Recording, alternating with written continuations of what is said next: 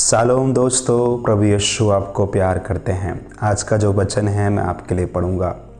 अगर आप भजन संहिता की पुस्तक पढ़ोगे 126:1 पढ़ोगे तो वचन कहता है, जब यहोवा सिय्योन लौटने वालों को लौटा ले आया, तब हम सौपन देखने वाले से हो गए। प्रभु की स्तुति हो।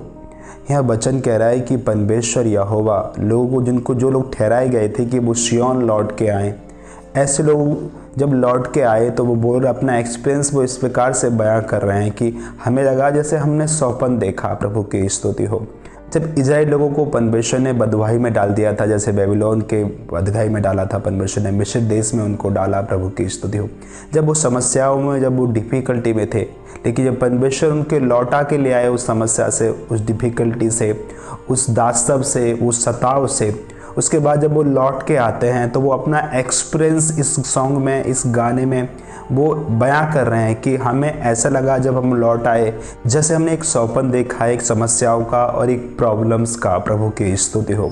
हाँ मेरे दोस्तों, जब हमारे जीवन में डिफ़िकल्टी होती है, जब हमारे जीवन में समस्याएं होती हैं, जब हमारे जीवन में प्रॉब्लम्स होती हैं, तो हमें बहुत बुरा लगता है और बहुत ही लगता है कि ये समस्या कब हटेगी और कब तक ये मुझे पीसती रहेगी। प्रभु की स्तुति हो।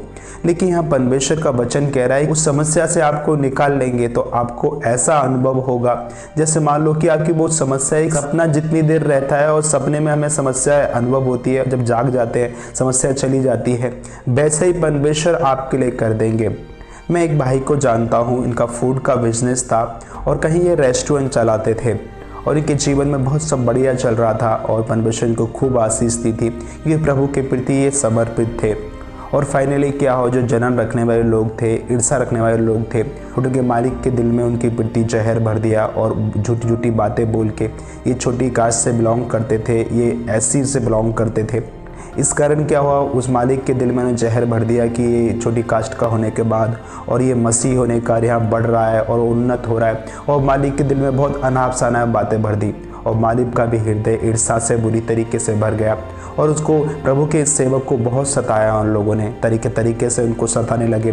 फाइनली इतना सताया कि प्रभु के इस सेवक को वो होटल छोड़ना पड़ा और इनके ऊपर बहुत सारा कर्ज था और बहुत सारी समस्या और बहुत डिफिकल्टी ने चारों तरफ से इनको घेर लिया। इनके बाद कतई भी पैसा नहीं था दूसरा बिजनेस खोलने के लिए और ये सिर्फ प्रभु को देख के पुकार रहे थे, हे प्रभु मेरी सहायता कर, मैं बहुत डिफ़िकल्ट हूँ। दिन रात भी प्रभु के सामने रोते, उपवास करते कि प्रभु मुझे राह दिखाइए। कोई भी काम नहीं था। एक रेस्टोरेंट के मालिक थे, कोई काम इनके पास नहीं था। इनको ऐसे हालात आ गए, इनको रोड पे एक रेहड़ी लगानी पड़ गई और रोड पे धक्का मार मार के रेहड़ी लेके जाते तो इनको ऐसा अनुभव होता जैसे कोई इनके कपड़े उतार रहा है। इनको बहुत बेइज्जत और बहुत लज्जित फील होता।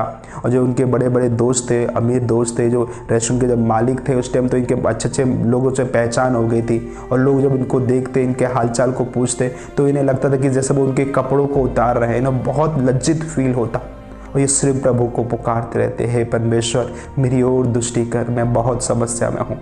और परमेश्वर ने इनकी प्रार्थना को सुना और परमेश्वर ने इनको चमत्कारी रीति से एक फूड बैंक से प्रभु ने आशीष दी। बड़े व्यक्ति के नज़र में परमेश्वर ने इनको अनुग्रह प्रदान किया। उस मालिक ने फ्री ऑफ कॉस्ट इनको उससे भी डबल बड़ा रेस्टोरेंट से प्रभु ने इनको दे दिया और बहुत लो कॉस्ट में इनको फूड बैंक मिल गई।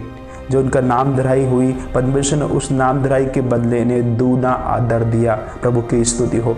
ये भाई अपने एक्सपीरियंस को इस प्रकार से बयां करते हैं कि वो समस्या थोड़े समय की थी, लेकिन अब मुझे ऐसा अनुभव होता है जैसे वो समस्या सिर्फ सपने में हुई थी। मुझे वो समस्या का कतई भी याद नहीं है। परमेश्वर ने मुझे इस प्रकार से आशीष दी है। यहाँ वचन ऐसे ही कह रहा है कि आज तुम डिफ़िकल्टी में हो, आज तुम जब समस्या में हो, लेकिन परमेश्वर जब आपको लौटा लाएंगे समस्या से आशीष की तरफ को, तो वो समस्या आपको ऐसे सौपन की जैसी लगी कि एक सपना देखा है मैंने। आपको वो समस्या से परमेश्वर पूरा भुला देंगे।